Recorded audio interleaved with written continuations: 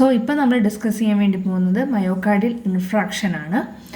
Myocardial infarction എന്ന് വെച്ചാൽ ഇപ്പം നമ്മുടെ ഹാർട്ടിൽ ഒന്നോ അതിൽ കൂടുതലോ സ്ഥലങ്ങളിൽ ഒരുപാട് നാൾ ആവശ്യത്തിന് എമൗണ്ട് ഓഫ് ഓക്സിജൻ കിട്ടിയില്ല എന്നുണ്ടെങ്കിൽ ഉണ്ടാകുന്ന ഒരു അസുഖമാണ് മയോകാർഡിയൽ ഇൻഫ്രാക്ഷൻ. പ്രധാനമായിട്ടും ഹാർട്ടിന് ബ്ലഡ് സപ്ലൈ ചെയ്യുന്ന കൊറോണറി ആർട്ടറീസിന് ഒബ്സ്ട്രക്ഷൻ വരികയോ വാസോസ്പാസം സംഭവിക്കുകയോ ചെയ്യുമ്പോഴാണ് മയോകാർഡിയൽ ഇൻഫ്രാക്ഷൻ ഉണ്ടാകുന്നത്. ഇതൊരു ലൈഫ് ത്രെറ്റനിങ് ആയിട്ടുള്ള കണ്ടീഷനാണ്. കാർഡിയാക് അറസ്റ്റിലോട്ട് വരെ നീളാം.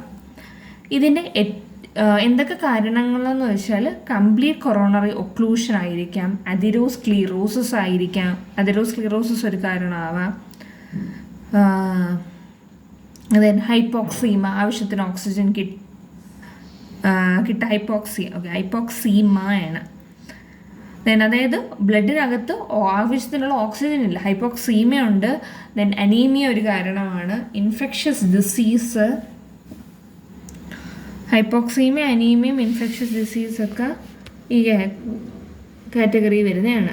ഇനി ഞാൻ പറഞ്ഞു, ഈ പറയുന്ന MI എന്ന് വെച്ചാൽ ഒരുപാട് നാൾ നമുക്ക് നമ്മുടെ ഹാർട്ടിന് ഇനഫായിട്ടുള്ള ഓക്സിജനേറ്റഡ് ബ്ലഡ് കിട്ടുന്നില്ല. ചില സമയത്ത് ഓക്സിജൻ്റെ ഡിമാൻഡ് കൂടുതലായിരിക്കും. അപ്പം തന്നെ നമ്മൾ കേൾക്കാറുണ്ട്, ഒരാൾ നന്നായിട്ട് എക്സസൈസ് ചെയ്യുന്ന ആളാണ്, ഫിസിക്കലായിട്ടുള്ള കാര്യങ്ങൾ ശ്രദ്ധിക്കുന്ന ആളാണ്, ഒരുപാട് ഫുഡ് കഴിക്കുന്ന ആളാണ്, പക്ഷെ അയാൾക്ക് ഹാർട്ടിന് പ്രശ്നമുണ്ട്. ബിക്കോസ് നമ്മൾ എക്സസൈസ് ചെയ്യുന്ന സമയത്ത് ബോഡിയിലുള്ള ഓക്സിജൻ്റെ ഡിമാൻഡ് കൂടും. ഡിമാൻഡ് കൂടുന്നതിനനുസരിച്ച് ഹാർട്ട് ബ്ലഡ് സപ്ലൈ ചെയ്തില്ല എന്നുണ്ടെങ്കിൽ അതും പ്രശ്നകരമാണ്. സോ ഇവിടെ നമ്മൾ എല്ലാത്തിൻ്റെയും കൊറോണറി ആർട്ടറി ഡിസീസ് ആയിക്കോട്ടെ, അഞ്ജൈന പെക്ടോറസ് നല്ല നെഞ്ചുവേദന ആയിക്കോട്ടെ, അതേസമയം MI, ഇതിൻ്റെ എങ്ങനെ വരുന്നു എന്ന് പറയാം. എല്ലാത്തിൻ്റെയും തുടക്കം എന്ന് പറയുന്നത് ഒരുപാട് എറ്റിയോളജിക്കൽ ഫാക്ടേഴ്സ് ആയിട്ടുള്ള പുകവലിയും ഡയബറ്റിക് മെലിറ്റസും ഹൈപ്പർ ലിപ്പിഡീമിയയും ഹൈപ്പർ ടെൻഷനും ഒക്കെയാണ്. ഇത് കാരണം ഫാറ്റി സ്ട്രീക്സ് ഫോം ചെയ്യും. അവിടെ പ്രീ ആർത്രോമ, ഫൈബ്രോ ആർത്രോമ, അതിൻ്റെ കാര്യം പറയണം. എന്നിട്ട് മാക്രോഫേജസ് ലിപ്പിഡ്സിനെ എൻഗൾഫ് ചെയ്യുകയും ആൻഡ് ഡെവലപ്പ് ഫോം സെൽസ്. ഈ ഫോം സെൽസിന് has inflammatory infiltrate and plasma protein. അങ്ങനെ proliferation of the endothelium and formation of fibrous cap അവിടെ ഫോം ചെയ്യും. ദാറ്റ് ഇസ് കോൾഡ് അങ്ങനെയാണ് അഞ്ജൈന പെക്ടോറസ് ഫോം ചെയ്യുന്നത്. ഇനി നമ്മുടെ എൻഡോത്തീലിയൽ ഇഞ്ചുറി സംഭവിക്കുകയും അവിടെ ഇൻഫ്ലമേറ്ററി പ്രോസസ്സ് നടക്കും. ഇൻഫ്ലമേറ്ററി പ്രോസസ്സ് നടക്കുമ്പം പ്ലേക്ക് റപ്ചർ ആവും, ത്രോംബസ് ഫോം ചെയ്യും. അങ്ങനെ അതിനുശേഷം പ്ലേറ്റ്ലെറ്റ്സിൻ്റെ ആക്ടിവേഷൻ നടക്കും. പ്ലേറ്റ്ലെറ്റ്സ് പ്രോട്ടീന് കൂടാതെ തന്നെ ഗ്ലൈക്കോപ്രോട്ടീൻ്റെ ആക്ടിവേഷൻ നടക്കും. ദെൻ ത്രോംബസിന് എൻലാർജ്മെൻറ്റ് സംഭവിക്കും. കൊറോണറി ആർട്ടറീസിന് ഒക്ലൂഷൻ സംഭവിക്കും and occlusion of the coronary artery and coronary artery disease ഇങ്ങനെ ഫോം ചെയ്യും. അപ്പോൾ എറ്റിയോളജിക്കൽ ആയിട്ടുള്ള ഫാക്ടേഴ്സ് കാരണം, അതായത് hyper tension, diabetic mellitus, smoking, obesity, over eating, ഇതെല്ലാം കാരണം കൊണ്ട് ഫാറ്റി സ്ട്രീക്സ് ഫോം ചെയ്യും. ഈ ഫാറ്റി സ്ട്രീക്സ് ആയിക്കോട്ടെ പ്രീ ആർത്രോമ, ഫൈബ്രോ ആർത്രോമ, അതിനെക്കുറിച്ച് എഴുതണം. ദെൻ മാക്രോഫേജസ് ലിപ്പിഡ്സിനെ എൻഗൾഫ് ചെയ്യുകയും ഹാസ് ഡെവലപ്പ് ഫോം സെൽസ്. ഈ ഫോം സെൽസ് ആയിക്കോട്ടെ വിച്ച് ഹാസ് ഇൻഫ്ലമേറ്ററി ഇൻഫിൽട്രേറ്റ് ഉണ്ട്. Then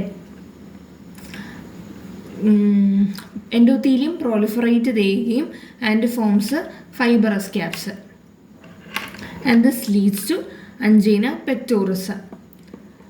then activation of lipids, activation of അതിന് മുമ്പ് ഒരു ഓർമ്മ കൊണ്ടുണ്ട്. എൻഡോത്തീലിയൽ ഇഞ്ചുറി സംഭവിക്കുകയും ഇൻഫ്ലമേറ്ററി റെസ്പോൺസ് ഉണ്ടാവും. Then formation of plaque causing thrombus formation. അതിനുശേഷമാണ് activation of platelets, protein. Then thrombus enlargement സംഭവിക്കും. Occlusion of the coronary occlusion of the coronary arteries leads to coronary artery disease. അങ്ങനെ blood flow എന്ത് ചെയ്യും? കുറയും. Anaerobic respiration cause ചെയ്യും. Then fermentative anaerobic respiration കാരണം lactic ആസിഡിൻ്റെ production നടക്കും. ശരിയാണ്. ലാക്റ്റിക് ആസിഡിൻ്റെ പ്രൊഡക്ഷൻ നടക്കുകയും സെൽ ഡെത്ത് ഫോം ചെയ്യും. സെല്ലിന് നെക്രോസിസ് സംഭവിക്കും. And leads to myocardial infarction. പല തരത്തിലുള്ള MIകളുണ്ട്. According to degree of damage or ischemia ഇതിനെ ക്ലാസിഫൈ ചെയ്യുന്ന സബ് എൻഡോകാർഡിയൽ ഉണ്ട്, സബ് ഇൻട്രാമ്യൂറൽ, സബ് എപ്പികാർഡിയൽ. അകത്ത് എൻഡോകാർഡിയൽ, ഇൻട്രാമ്യൂറൽ, എപ്പികാർഡിയൽ, പിന്നെ ട്രാൻസ്മ്യൂറൽ. അതായത് ആൻറ്റീരിയർ അക്കോർഡിംഗ് ടു സൈറ്റ് ആണെന്നുണ്ടെങ്കിൽ ലെഫ്റ്റ് വെൻട്രിക്കിളിൽ ആൻറ്റീരിയർ ഭാഗം പറയണം, പോസ്റ്റീരിയർ പറയണം, ഇൻഫീരിയർ വോളൊക്കെ പറയണം. ആൻറ്റീരിയർ വോൾ എന്ന് പറയുന്നത് it is blocking the descending arteries and occlusion of the descending artery. അപ്പം മയോകാർഡിയൽ ഇൻഫ്രാക്ഷനെ കുറിച്ചാണ് നമ്മളിവിടെ ഡിസ്കസ് ചെയ്തുകൊണ്ടിരിക്കുന്നത്. മയോകാർഡിയൽ ഇൻഫ്രാക്ഷൻ കുറേ നാൾ ആവശ്യത്തിനുള്ള ഓക്സിജൻ കിട്ടുന്നില്ല. അപ്പം അതിന് എറ്റിയോളജി ആയിട്ട് പറഞ്ഞത് ഹൈപ്പോക്സീമിയം, അനീമിയ, ഇൻഫെക്ഷ്യസ് ആയിട്ടുള്ള ഡിസീസാണ്. പിന്നെ നമ്മൾ അതിന് പത്തോഫിസിയോളജി പറഞ്ഞു. പല ടൈപ്പ് ഓഫ് MI ഉണ്ട്. Endocardial, sub endocardial, sub intramural, sub epicardial and transmural. Then according to site, ഇപ്പം നമ്മൾ പറഞ്ഞ ഡാമേജ്, എത്ര ഡാമേജ് വന്നു യു സീൻ. അടുത്ത site, anterior wall of the left ventricle, posterior wall of the left ventricle. Anterior wall ആണെന്നുണ്ടെങ്കിൽ anterior wall due to blocking of the descending arteries. Then posterior wall of left ventricle എന്ന് പറയുന്നത് ECG changes കാണിക്കും. Inferior wall of left ventricle എന്ന് പറയുന്നത് necrosis seen in the inferior aspect. Okay, അത് കഴിഞ്ഞിട്ടാണ് septal infarction വരുന്നത്. Septal ഇൻഫ്രാക്ഷനകത്ത് it is an occlusion of the right coronary arteries. ഇനി classification according to ECG changes. ST segment elevated MI ഉണ്ട്, non ST ഉണ്ട്. Non ST segment elevated MI ഉണ്ട്. Okay, എങ്ങനെ diagnose ചെയ്യാമെന്ന് വെച്ചാൽ ക്രിയാറ്റിൻ കൈനേസ് അത് 3 മണിക്കൂർ മുതൽ 6 മണിക്കൂർ ആ ഒരു സമയത്തിനിടയ്ക്ക് ഇൻക്രീസ് ആവും. എന്നിട്ട് 12 മുതൽ 18 മണിക്കൂറാകുമ്പം പീക്കിലെത്തും. ദെൻ ട്രോപ്പൈ ഒക്കെ ചെയ്യാം. പിന്നെ നമുക്ക് മയോഗ്ലോബുലിൻ ചെയ്യാം. അതാണ് MIക്ക് ഇമ്മീഡിയറ്റ്ലി അതിനുശേഷം ഒരു 2 മണിക്കൂറിനുള്ളിൽ തന്നെ റിലീസ് ചെയ്യും. പക്ഷേ അതൊരു കാർഡിയക് മാർക്കറായിട്ട് അല്ലെങ്കിൽ ഒരു ഇൻഡിക്കേറ്ററായിട്ട് എടുക്കാൻ പറ്റത്തില്ല, കാരണം it may rapidly go. Troponin TMI എന്ന് പറയുന്നത് CKMBക്ക് സിമിലർ ആണ്. 3 to 6 hours ആകുമ്പോൾ കൂടും ആൻഡ് റിമെയിൻ എലിവേറ്റഡ്. ഒരു പീക്ക് ആവുന്നത് 14 to 21 days കഴിയുമ്പോഴാണ്. ട്രോപ്പോനിൻ I എന്ന് പറയുന്ന LDH, മയോകാർഡിയൽ ഡാമേജ്, AST, ലൂക്കോസൈറ്റോസിസ് ഒക്കെ. ഇതിനടുത്താണ് പെർഫ്യൂഷൻ സ്റ്റഡീസ്, റേഡിയോ ഐസോട്ടോപ്പ് ഒക്കെ നോക്കാം. അടുത്തായിട്ട് വരുന്നതാണ് പോസിട്രോൺ എമിഷൻ ടോമോഗ്രഫിയൊക്കെ. ഇനി ഒരു പേഷ്യൻറ്റിന് MI വന്നു, മെഡിക്കൽ മാനേജ്മെൻറ്റ് എന്ന് പറയും. മെഡിക്കൽ മാനേജ്മെൻറ്റ് അത് നമുക്ക് അസസ്മെൻറ്റ് ചെയ്യാം. ST സെഗ്മെൻറ്റഡ് MI ആണോ, നോൺ ST സെഗ്മെൻറ്റഡ് MI ആണോ, വെൻട്രിക്കുലർ ECG നോക്കുന്നെങ്കിൽ വെൻട്രിക്കുലർ ടക്കിക്കാർഡിയ ആണോ, വെൻട്രിക്കുലർ ഫിബ്രിലേഷൻ ആണോ, അങ്ങനെയൊക്കെ നോക്കണം. എമർജൻസി ആയിട്ടുള്ളൊരു മാനേജ്മെൻ്റ് എന്ന് വെച്ചാൽ ഓക്സിജൻ കൊടുക്കണം, ആസ്പിരിൻ ചവയ്ക്കാൻ കൊടുക്കണം ആൻഡ് കോൾ ഫസ്റ്റ് എയ്ഡ് കൊടുക്കുക. Then defibrillation in case of STEMI, അതായത് ST എലിവേറ്റഡ് MI ആണെന്നുണ്ടെങ്കിൽ. ദെൻ ഇമ്മീഡിയറ്റ് മാനേജ്മെൻറ്റ് എന്ന് പറയുന്ന നല്ലൊരു IV കൊടുക്കണം, അനാൽജസിക്സ് കൊടുക്കണം, ആൻറ്റിഹിസ്റ്റമിൻസ്. റെസ്പിറേറ്ററി ആണെന്നുണ്ടെങ്കിൽ anti platelet therapy, thrombolytic angioplasty ചെയ്യാം, ഒക്കെ ചെയ്യാം. അടുത്തതാണ് immediate measures to protect myocardium, beta adrenergic glucose കൊടുക്കാൻ, magnesium sulphate. Early adjuvant treatment എന്ന് വെച്ചാൽ AC ഇൻഹിബിറ്റേഴ്സ് ആണ്, angiotensin converting enzymes. Prevent reinfarction, അതായത് കൊളസ്ട്രോൾ ലോവറിങ് ഡ്രഗ്സ് ഒക്കെ കൊടുക്കാം. ലൈഫ് സ്റ്റൈൽ മോഡിഫിക്കേഷൻ എന്ന് വെച്ചാൽ സ്മോക്കിംഗ് അവോയ്ഡ് ചെയ്യുക, നമ്മൾ എന്ത് ചെയ്യുക, ഡയറ്റ് ഒന്ന് കൺട്രോൾ ചെയ്യുക. Then stop smoking, we have to stop smoking. Then ഡയറ്റൊക്കെ കൺട്രോൾ ചെയ്യണം. ദെൻ എന്താ പറയുക, lower cholesterol, bad cholesterol, LDL ഒക്കെ കുറച്ചിട്ട് HDL കൂട്ടുക. ദെൻ എക്സസൈസ് നന്നായിട്ട് ചെയ്യുക, എക്സസൈസൊക്കെ ചെയ്യുക. omega-3 ഫാറ്റി ആസിഡ് അടങ്ങിയിട്ടുള്ള ഫുഡ് കഴിക്കുക, ആൻറ്റി ഓക്സിഡൻസ് കഴിക്കുക.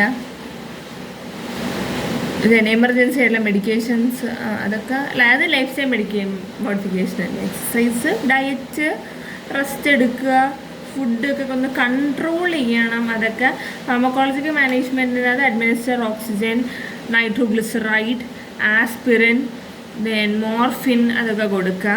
മോർഫിൻ എന്ന് പറയുന്ന ഓക്സിജൻ ഡിമാൻഡ് കുറയ്ക്കും. അങ്ങനെ ഡിമാൻഡ് കുറയുമ്പം ആവശ്യത്തിന് ഓക്സിജൻ വേണ്ടല്ലോ, അപ്പം പെയിനൊക്കെ കുറയും. നൈട്രോഗ്ലിസറൈഡ് എന്ന് പറയുന്നത് ഒരു വേദനാസംഹാരിയാണ് അല്ല, അത് എന്താണ് ഞാൻ പറയട്ടോ,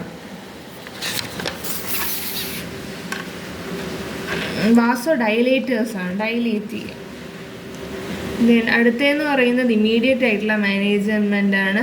കാർഡിയാക് പൊസിഷനിങ് കൊടുക്കാം, ഗാർമെൻറ്റ്സ് ഒക്കെ ലൂസൻ ചെയ്യാം, IV ലൈൻ കൊടുക്കാം, പേഷ്യൻറ്റിനെ മോണിറ്ററുമായിട്ട് അറ്റാച്ച് ചെയ്യാം, പെയിൻ റെഡ്യൂസ് ചെയ്യണം, ഓറൽ നൈട്രോഗ്ലിസറൈഡ് കൊടുക്കാം, ആസ്പിരിൻ കൊടുക്കാം, ഓക്സിജൻ കൊടുക്കാം, IV ഇഞ്ചക്ഷൻ കൊടുക്കാം, ഹാർട്ട് റിതം ഒക്കെ നോക്കാം. നൈട്രോഗ്ലിസറൈഡ് ഒരു അനാൽജസിക്സ് അല്ലെങ്കിൽ പോലും നമ്മൾ പെയിൻ കില്ലറായിട്ട് കൊടുക്കും, കാരണം നൈട്രോഗ്ലിസറൈഡിന് വാസോ ആക്റ്റീവായിട്ടുള്ളൊരു പ്രോപ്പർട്ടി ഉണ്ട്. ഇനി ഫാർമക്കോളജിക്കൽ മാനേജ്മെൻ്റ് ആണെങ്കിൽ നമുക്ക്